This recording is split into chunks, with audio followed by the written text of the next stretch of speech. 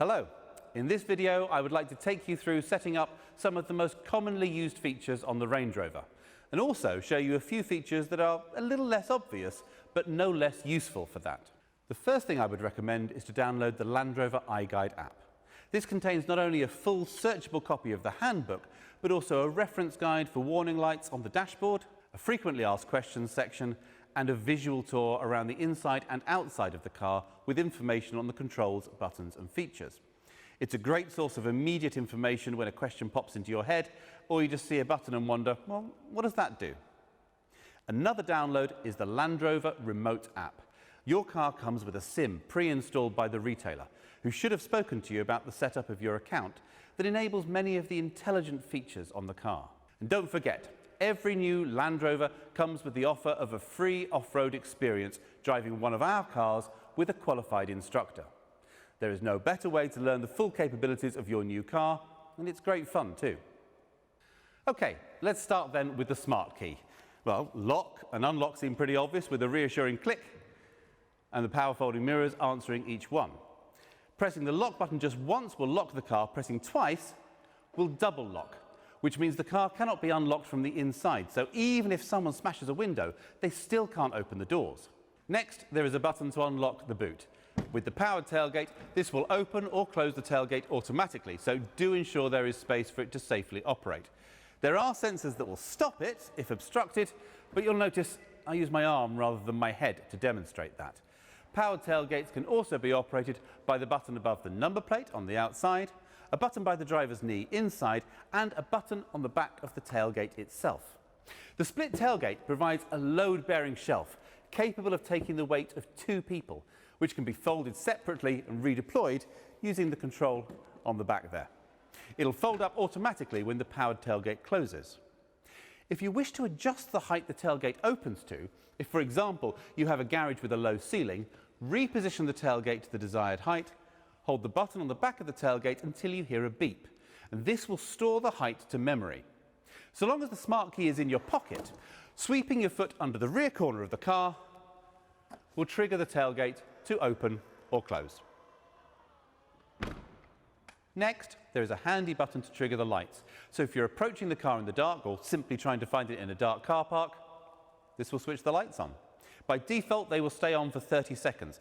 This can be extended up to 4 minutes if you want, using the instrument panel in the car. More on that later. Unlocking the car will also trigger the headlights, and they'll remain on for a short period after locking to provide light to see you to the door. The final button is a panic alarm. Press for 3 seconds or 3 times in 3 seconds, and the horn will sound and the hazard lights will flash.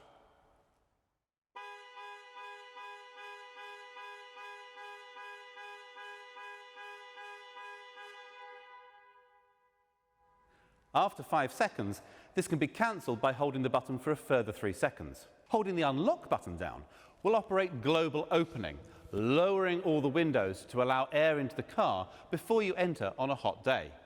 Now, similarly, if you get out and realise you've left a window open, hold the lock button down to activate global closing to raise all the windows and secure the car. This can be enabled or disabled using the instrument panel options.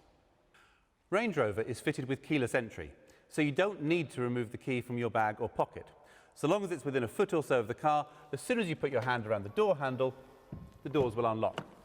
When you leave the car, place your thumb on the end of the door handle to secure the vehicle. Getting into the car then, the first thing you need to do is find a comfortable position. Seat controls can be found on the driver's door. Steering wheel adjustment is powered using the joystick on the right-hand side of the steering column. Mirrors are adjusted using the controls on the driver's door. Select which mirror to adjust using the buttons, and then use the joystick to adjust the angles. The button just next to this will fold both mirrors in, useful if squeezing through a tight gap. Once everything is adjusted to your satisfaction, you can save these positions with the memory button. Just press M, and then one of the numbers within 5 seconds. You'll hear a chime to confirm that it is saved. You can switch between stored settings just by pressing these numbered buttons. Great if you share the car with another driver. Controls for the electric windows are located on the top of the driver's door. Locking the operation of the windows from the rear seats will also engage the child locks on the rear doors. Most people will want to leave their windscreen wipers set to auto. Move the stalk to its lowest position and then come up one notch. Sensitivity can be adjusted using the rotating collar. Pull forward for screen wash. The outer collar operates the rear wiper, and the buttons on the end controls the rear screen wash. Similarly, the headlights are best set to auto by rotating the outer collar. Pulling the stalk towards you will flash the main beam. When driving at night, pushing the stalk away from you will toggle the main beam on and off. Range Rover is fitted with optional matrix LED lights, so the car will keep main beam on almost all the time, creating cones of shadow around other road users so they're not dazzled, but maintaining full beam illumination everywhere else.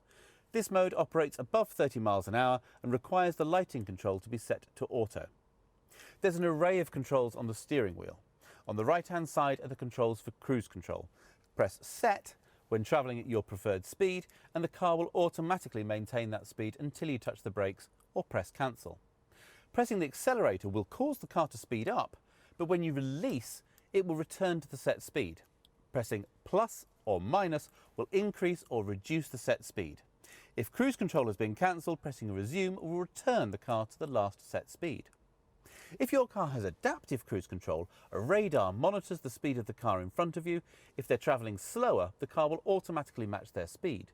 The buttons on the left and right will increase and decrease the distance between you and the car in front. Whilst you need to be travelling over 20 miles an hour to activate cruise control, adaptive cruise will match the speed of the car in front all the way down to 0. If the traffic restarts within 3 seconds, your car will pull away with the traffic. Any longer than that, and you'll need to give the car permission to go with just a gentle press on the accelerator. This function means that adaptive cruise control can be used in tiring stop-start traffic situations. The Limb button switches the function between cruise control and speed limiter. Lane Keep Assist can be toggled on and off with the button marked with converging white lines. The final control activates the heated steering wheel. On the left side, the circular dial controls volume and buttons to skip tracks or change radio stations. The menu button triggers the instrument panel menus, allowing configuration of safety systems, heads-up display and driver convenience features, while the outside of the dial controls navigation through these menus. Explore these options to set the car up to your preferences. The green phone icon will answer a call or start the process to dial a contact on a connected phone, whilst the red phone icon will end a call. A quick press on the voice control button will allow you to use voice commands. Wait for the chime and then just say, "Call home." A full list of available commands can be accessed on the main infotainment screen. Starting the car is as simple as putting your foot on the brake pedal and pushing the start button. So long as the smart key is in the car somewhere, the engine will start. When you switch the car on, the 10-inch infotainment screen will display 3 main options: navigation, media and telephone. If you haven't already paired a phone, it will prompt you to do so. Tap on the Phone tab, then open Bluetooth devices on your phone and select Range Rover. Accept pairing on both your phone and the screen, and from now on it should automatically pair each time you get in the car, allowing hands-free calls, voice dialing and music streaming over Bluetooth. Text messages can be displayed on the main screen, and a soft key allows for them to be read aloud. On Apple phones, it's necessary to enable this feature by selecting Settings and Bluetooth, then selecting the connection to the vehicle and enabling Show Notifications. If you prefer, connecting your phone with a cable will allow Apple CarPlay or Android Auto to mirror your phone screen on the car's infotainment system. A long press of the voice command button on the steering wheel will then connect you to your phone's voice assistant. Going back to the home page, tapping on the Media tab will take us to the DAB radio. Tapping Source will reveal the phone that we've just paired as a possible audio source. Radio stations can be easily selected from the menu, or you can simply use voice commands from the steering wheel. Tune radio to BBC Radio 2. The third option from the home screen is the navigation system. To input a new destination, tap on the magnifying glass and then type any postcode, address or point of interest into the search box at the top of the screen. You can also search for businesses and transport links, hotel and restaurants. Where possible, the system will show TripAdvisor reviews. Destinations can be easily set by voice. Navigation, take me to 33 Baker Street, London. As well as appearing on the main 10-inch screen, navigation instructions will also be shown on the cluster display in front of the driver. The display can be reconfigured for a 1 or 2 dial display by pressing Menu and selecting Display Options. You can even bring the map across the whole screen, retaining a digital readout of your speed. Range Rover is supplied with a 4G data connection to allow over-the-air updates of the infotainment systems and maps, and provide live traffic, flight information and internet search. When the system has an update available, it will alert the driver on the main menu screen and ask for permission to update when you switch off the engine. Only agree at a convenient time, as the car must then remain switched off and locked for up to 30 minutes whilst the update is applied. Swiping to the left from the home screen reveals additional features such as 4x4 information and driving efficiency analysis, and options for smart settings. The car can be set to recognise different drivers, either by different smart keys or the signal from their mobile phone, so the system can develop separate profiles for each driver's preferences. If memory seats are fitted, this starts with automatically putting the seat in the correct position for each driver. It can also analyse behaviour to pre-select navigation routes based on your regular routine, store audio preferences and remember climate settings. So the car might automatically put the heated seats on when it's below 6 degrees outside. Remember that you listen to a particular radio station on the way to work, but listen to a podcast on the way home. Know that on Thursday you come home via the gym and set the navigation accordingly. It will also remember that you like a one-dial display, but your partner prefers 2 dials with the map shown between them. Obviously, this involves storing a level of personal data, so when setting the system up, you can choose what data is stored on each profile.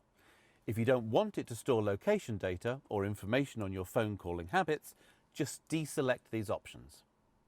PHEV models have a MyEV feature, which allows charge to be conserved by enabling save mode. This allows electric charge to be reserved for driving in urban areas later in the journey. To disable, simply press Save Again. A button on the centre console engages EV mode, although the engine will restart if the charge is too low or greater acceleration or speed is required. The lower touchscreen controls heated seat options, off-road controls, heated windscreen and ventilation.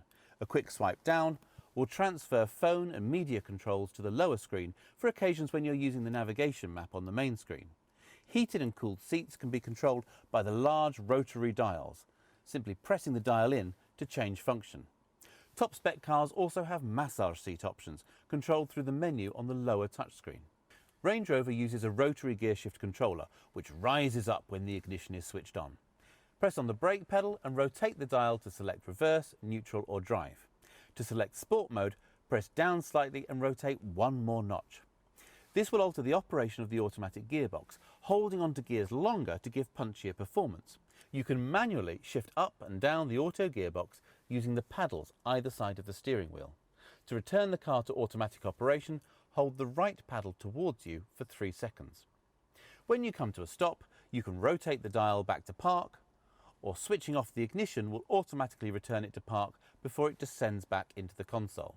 Pressing the terrain response control causes the dial to rise up and you can turn it to select different driving modes. The car will alter throttle response, traction control and differential settings to deliver the best control and grip on a variety of surfaces.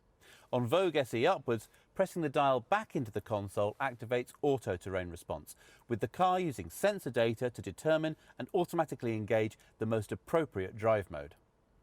Range Rover's variable height air suspension can be controlled from the next cluster of buttons. Range Rover descends 50mm to allow easier access getting in and out of the car, and can rise up 75mm from normal drive height to give maximum ground clearance over rough terrain, and enable the full 900mm of wading depth. The rear suspension height can also be controlled using the switches in the load space, which can make loading the boot or hitching a trailer easier. You can even control the suspension height from the smart key. With the engine running and hazard lights activated, close the doors and press the headlights and tailgate unlock buttons simultaneously to lower the suspension, headlights and unlock to raise the suspension, and headlights and lock to set the vehicle to normal height. More details about the operation of air suspension can be found in Iguide. The electronic park brake will disengage automatically when you drive away and re-engage when you switch the engine off. A manual override control is located on the centre console rearwards of the air suspension controls. When driving, be aware a smart stop system is standard, so the engine will cut out when you come to a stop, instantly restarting in the time it takes for your foot to move from the brake to the accelerator when you pull away. This can be overridden with a control on the lower panel, but it delivers a surprisingly high fuel saving and helps reduce air pollution in cities and towns. All cars are fitted with exhaust filters. These need to refresh occasionally, and you may notice more visible exhaust emissions while this is happening. For a diesel, it tends to happen when the car is being driven at higher speeds and the exhaust gets hot. For a petrol, it happens more frequently when you lift off the throttle and more oxygen passes through the system. Occasionally, the car may display a message saying "drive to clear." This is most common on diesels which have been used for predominantly short, low-speed journeys, in which case they need a blast down a dual carriageway. For petrols, it happens when they've been under load, like towing. Find occasions to lift off the throttle and slow using engine braking to clear the filter. Automatic braking systems for city driving are standard and detect other traffic, pedestrians and cyclists, preventing collision or mitigating damage. Cars fitted with adaptive cruise control have a high-speed emergency braking system. The lane keep system will provide a torque steer back into the lane if the car thinks you're drifting beyond the lane markers, so it's important to indicate when changing lane. If blind spot assist is fitted, the door mirrors incorporate a blind spot warning system, lighting up when a vehicle is travelling alongside and flashing rapidly to warn you if a car is closing to overtake. If you start to move into the path of an adjacent vehicle, the car will deliver a torque steer in an attempt to avoid a collision. These driver aids are designed to intervene when there is no input from the driver, which is surprisingly hard to simulate, so please don't try to test these systems. Any input from the driver will override them, and they do not reduce the driver's responsibility to drive safely and attentively. They can be deactivated, but as all of them have been shown to save lives both inside and outside the vehicle, they're switched on by default and we recommend leaving them that way. For additional safety, in the event of an accident where the airbags are deployed or the fuel safety cutoff is activated, the car will automatically contact emergency services, sending GPS location data. Emergency services can be contacted at any time by pressing the right-hand button above the rearview mirror. The left-hand button summons breakdown assistance. Both these buttons have covers to avoid accidental operation. When refueling, simply press the fuel filler flap. So long as the car is unlocked, it will open. When fueling PHEV models, switch off the engine and press the button marked with a petrol pump icon near the driver's knee.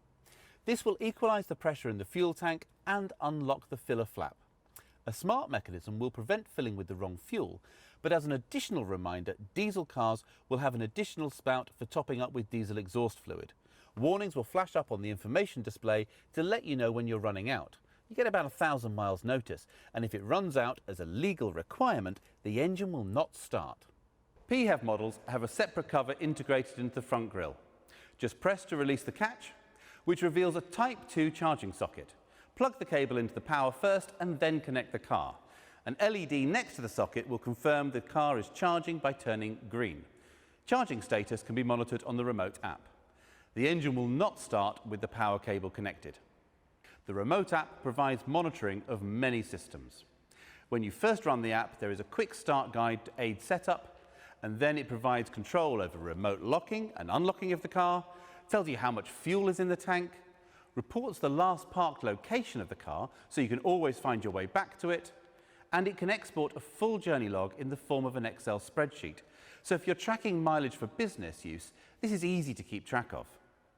It also provides remote activation of the climate system, cooling the interior in summer before you get in, or warming and de-icing the car in winter while keeping the car fully secure. This video has really only touched on the essentials. Please make use of the Iguide app or videos on our YouTube channel to find out more, or contact your retailer with any questions. Thank you for your time and enjoy your time with the Range Rover.